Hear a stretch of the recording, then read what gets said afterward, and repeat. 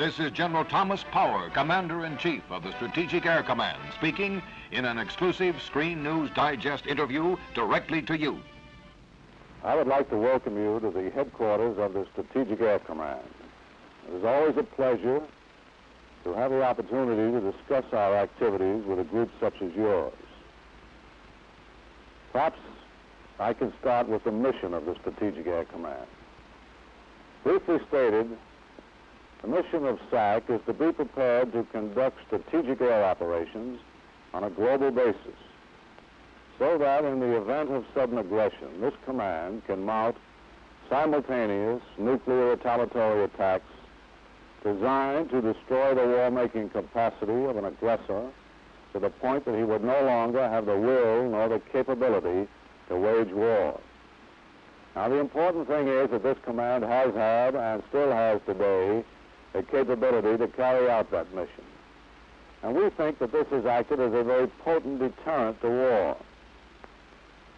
Now, whether anybody agrees with us or not is really beside the point, because the record is clean, and this world has not been engaged in an all-out thermonuclear war. And I'd like to comment that that's a real good way to keep it, because if we get in one, there'll be no winners, only losers in varying degrees.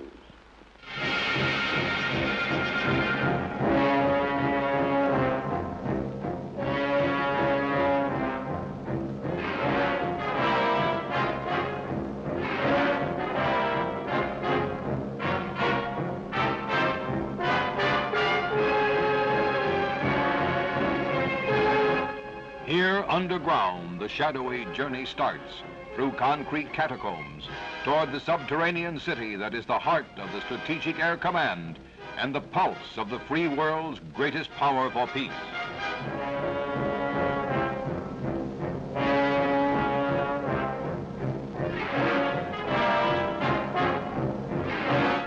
Long as a football field, high as a two-story building, the operations map room is the nerve center of SAC's hidden city. Here, deep under the cattle country, south of Omaha, Nebraska, SAC fights its bloodless deterrent war.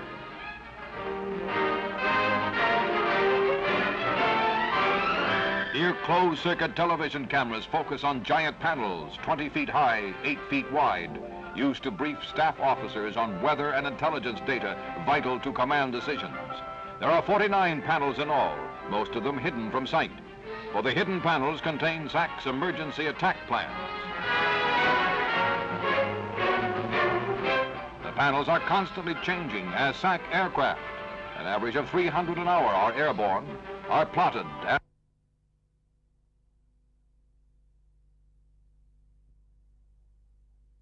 direct telephone contact be lost between SAC headquarters and any of its bases. The single-side band system can be used as an instantaneous secondary means of communication.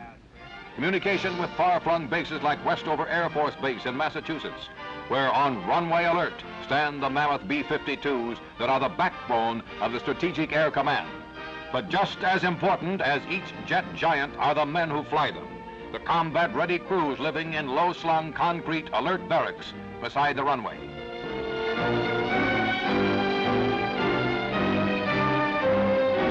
1 week each month, the strike crew lives, works, and relaxes together, always in each other's sight.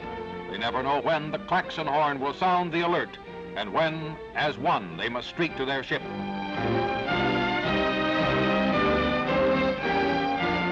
The thought of what they may one day be called upon to do weighs heavily on their minds. Each finds in his own way some form of forgetting.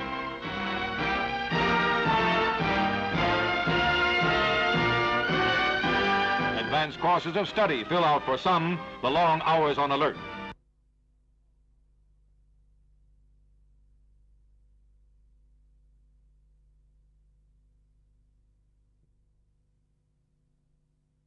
And 80 knots. NORAD has no possibilities on these aircraft. We have 15 aircraft that are about to penetrate the northeastern portion of Canada at 38,000 feet, traveling 420 knots. Again, NORAD has no possibilities on these tracks. Attention all bases, attention all bases. This is Iron Hand, this is Iron Hand. This is a SAC alert. I repeat, this is a SAC alert. Authentication is hijack, hijack. All stations acknowledge at the count of 5. 1. SAC 2, bases around 3, the world acknowledge 4, and repeat the 5. fateful words. This is Hound Dog. Break, break. This is a SAC alert. Repeat. This is a SAC alert.